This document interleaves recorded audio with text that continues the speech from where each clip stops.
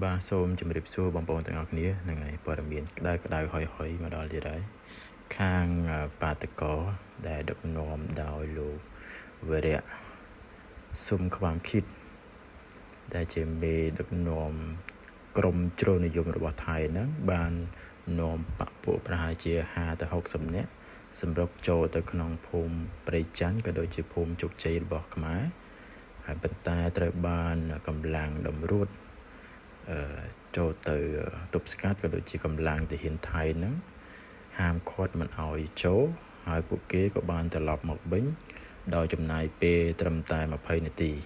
មិនដឹងថាគេសម្ដែងឬក៏ស្អីទេគេថតវីដេអូអីសម្ដែងអីមួយទៀតក៏មិនដឹង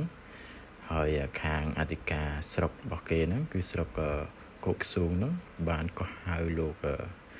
ខ្វាមខិតហ្នឹងចូលទៅដើម្បីពិសាគ្នាឬក៏ចរចាគ្នាហ្នឹង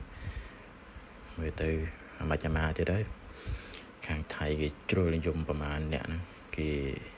ជីរួមពួកនេះវាបង្ករឿងអញ្ចឹងទៅទៀតចេញមូលនិធិអីណាទៀតដូចចោមផ្លាំងមកទៀតឡើយពួកហ្នឹងគេបង្កតែរឿងនិយាយរួមមុខរបរគេអញ្ចឹងបងប្អូនអញ្ចឹងយើងតាមដានទាំងអស់គ្នាតទៅមុខទៀតតើវាយ៉ាងម៉េចដែរព្រោះហេតុការណ៍នេះកើតត្រឹមតែពេលថ្ងៃនេះប្រហែលជាម៉ោង1:20នាទីហ្នឹងបាទអរគុណបងប្អូនទាំងអស់គ្នា